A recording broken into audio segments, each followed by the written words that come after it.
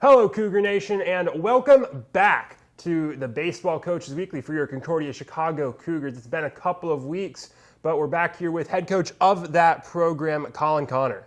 Good to see you, dude. And Coach Connor, it's good to have you back on the show. It's been a while since we've checked in with you and your team, and even since we've had the show over the last 2 weeks, your team's played a lot of baseball. Went 5-3 in those 2 weeks, picked up some big wins, and had some tough losses. You look back on those 2 weeks, and you can say there's a lot of winnable games in there, but you beat some tough teams too. A split with Aurora is a big one, especially as your team moves on to the latter parts of the season. A sweep over Marion at Marion as well, and then a sweep over Lakeland this past Saturday, a big one, 20-4 in game 1, 7-3 in game 2, a couple of big wins that really led you to that 5-3, over the last 2 weeks. So just looking at those 2 weeks as a whole, what are some elements of that you were really happy with, and some things as you head into the final stretch that you want to clean up? Yeah, so you said tough losses, right? So like at this time of the year, it's about learning from those and keeping the momentum in terms of the wins. Okay, so let's be honest, we got beat by Rockford. All right, that happened. Okay, it is what it is. I think the big part of that is just they had a really good day. Like they were really good that day. And you get to games in the season and you get to parts in the season that that happens. We got baseball. Like at the end of the day, that's what we kind of talked about with it. And I think the big message from us, or that you've heard from me, it's about the response after things like that happen. So after that to bounce back. Back Saturday. And senior day for me is always a really special thing. It's cool because you get to see just the investment these guys have had in the program. Playing for us is difficult at times. And as you get older, we expect a little bit more out of you. So I think it just reminds guys like, hey, Coach Connor does love me. We have been through a lot together. So to give those guys their flowers and their praise on senior day was awesome. And it was, we met as a coaching staff yesterday, as we do every Monday at 10 a.m. And we just talked about just the ability that was the first time all year that we played free and loose, and we had control from pitch 1 to the last pitch. So yesterday we talked about keeping our attention to detail, keeping our consistency, but creating that fun, loose, free environment. Because we've proven that we can win. We've had 2 3-game win streaks. We've had a 4-game win streak. We are in a spot where we're not holding our breath as we go into the end of conference play here. So a lot of things to be taken away over these last 2 weeks. But I think the biggest is just about the environment and the freedom that we can play with as we move forward. And we do that. We control our own destiny. It really is all in front of us. So there's an overall excitement going into these last 6 conference games and the non-con that we have, because we're in a good spot, and it's up to us, and we control that. So I think the main part of the 2 weeks was just you got to see a lot of different styles of Cougar baseball.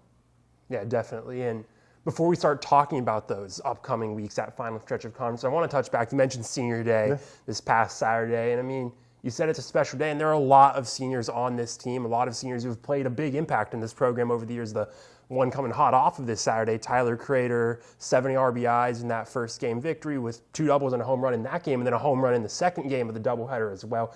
He had a big day, but there's a lot of other seniors on your roster who play a large impact as well. So I just wanted you to touch a bit more on some of those guys, how much they've meant through their years in the program, and what's the most valuable things they've brought.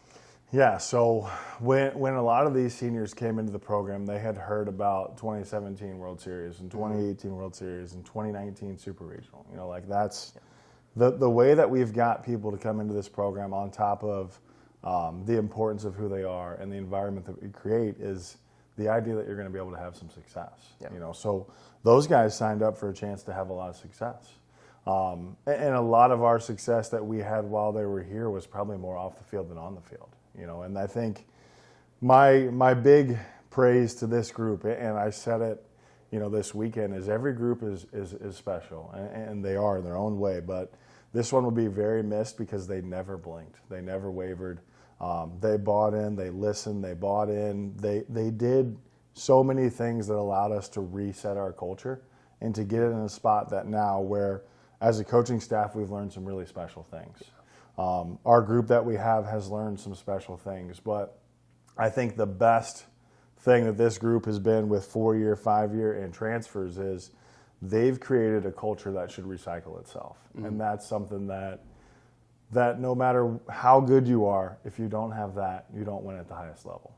So that's you've gotten to see this year the investment that they've put in on the field, because we've been busting our butt off the field for a long, long time to get it back to where it is now. And my main message to them was, they said thank you for everything, and it's me thanking them, but also it's not over yet. And I think that's the big thing is yes, we love you, and yes, we're thankful, and I'll always be thankful, but we're not done. So it's the culmination of a lot of things. It's great kids from great families, and when you have that and you have the right people and you add in how much we love to work with our guys and how much we love to develop them, and how much we love to see them walk out of here as men. Those are the special things that come along with senior day. And, in the meantime, let's win some games, down the stretch here. So there's a lot of special guys in this group, whether it's been 2, 4, 5, all of those, whatever the amount of years you've been here. These guys have done a really good job, and they have put our younger guys in a spot that we're going to be able to just keep doing this as long as we fill our team with the right people, and I can promise you that we will. Definitely. I mean, something you mentioned there is where we're transitioned to. You said it's not over. And it definitely isn't. You mentioned already your team is in the driver's seat for the remainder of this NAC season. You see it with an 11-7 conference record, and it is a very, very tight NAC this year. You're tied for third in the conference with that 11-7 record. Aurora's right above you at 12-6, but then you go down the rest, a lot of 8-loss teams, a lot of 9-loss teams. It's a very tight conference this year, but you are in that driver's seat. It's just a very different position to be in compared to last year. You're going to the last game. You mentioned it the way you said it was hold your breath. You're not doing that. You're in the driver's seat, and you have a schedule where you've gone through most of the tough teams in conference already. But like we've already talked about, it's the even conference. None of these teams are really gimmies. You talked a lot about the mentality focus. What are some things? I just kind of want you to touch on that a bit more. You start off, I believe, with Illinois Tech. Yep. Coming up next in your conference. So as you go into Illinois Tech, you start to close your team against teams like them, like Concordia, Wisconsin, Wisconsin Lutheran. Those are your last 3 series. What's your focus on the field? What do you want them to get done out there? What do you think they need to get done to clinch the playoffs? Yeah, I think the first part is just, obviously, we've talked a lot this year about play our game, control what we can control. That message remains the same. On top of that, it's take a look at who you're playing. Do the reports, which, we take our time and make sure we know who we're playing, what they're going to do, all that kind of stuff. The next thing is build your weeks to prepare on who you're going to play. That looks like whatever the practice plan looks like, whatever their strengths are, we want to make sure that we're not surprised when that happens. Mm-hmm. I think on top of that, what we've learned is just anytime that we can give a message that provides a little bit of a jolt or a little bit of a focus intent, that creates a really productive week. Yeah. So it's a mixture of a lot of things. I heard a quote this morning that, it's not a science, it's an art. And I think that's a very true thing. Mm. And every week is different and every year is different. And, we're in a spot now when, we talked earlier, it's all in front of us. We just have to control it the way we can. So it's a mixture of a lot of things, but I think it circles back to the beginning where we talked about creating that free and loose environment. If there's one huge thing we learned from the Rockford day is those guys play as loose as anybody, mm-hmm. and we don't have anything to lose. It's just, we've put in the work, we've put in the time. Let's just go see it through. So to answer your questions, it's a mixture of a lot of different things. It's a report, it's a message, it's consistency, and it's practice that makes sense. Those are the 4 things that we kind of do going into IIT tomorrow and Wisconsin Lutheran on Saturday, and then CUW the following Friday. And you've heard me say it, we got to take it one at a time. Yeah, and something that I just want to touch on last, a bit more on the technical side of things. One of those teams, Wisconsin Lutheran, they've been a very interesting team this year. They're a team that was expected to pretty much be a bottom feeder within the NAC this year, and they've kind of surpassed that. They're sitting at 8-8 right now. They've had a very good season so far. So them as an example, a team that has been playing differently than a lot of people expected them to. But in general, as you look at these teams, you mentioned preparing based on who you're competing against. You know, what do you go through that week? What do you look for when you're trying to prepare in a team amongst their pitching, their batting? What is it you're trying to focus on to prepare for? Yeah, so I mean, I think the first part is just, before we answer that, is Wisconsin Lutheran's doing a great job this year. You know, they brought in some guys, they changed some things up.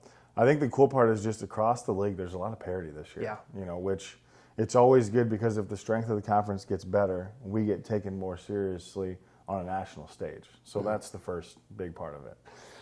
In terms of what we evaluate and what we look at, it's, you know, how many returners do they have? What does it look like on the mound? Who are their top 4 starters? Who are their main pen guys? How do they play defense? How do they run bases? Do they do anything that is a little bit unorthodox from the baseball side? You know, you look at kind of a big picture of a lot of things, but it's just getting an idea for who you're matching up against without taking our strengths away. So it revolves around a lot of things for us. But, you know, our job as coaches is obviously to prepare them. The next way we can compare them is by giving them information in a way that allows them to digest it so that they can be successful. Why not overthinking? You know, so it's a mixture of a lot of things, you know, and this is the part of the season that coaches live for. You know, championship baseball down the line against conference opponents, when you're sitting where you're sitting and being able to do what you do. Absolutely. And like Coach Connor mentioned, that championship baseball is starting to come up for the Cougars. 3 doubleheaders left, kicking it off tomorrow at Illinois Tech before they travel this Saturday to take on Wisconsin Lutheran College up in Wisconsin. You'll be able to follow all that action at cucougars.com, as well as catch up on anything you've missed throughout the exciting Cougars baseball season so far. Coach Connor, thank you for joining us on the show this week, and thank you all for tuning in once again for Cougars Baseball Coaches Weekly. And make sure to join us next time as the season winds down right here on the Cougar Sports Network. As always, roll Cougs.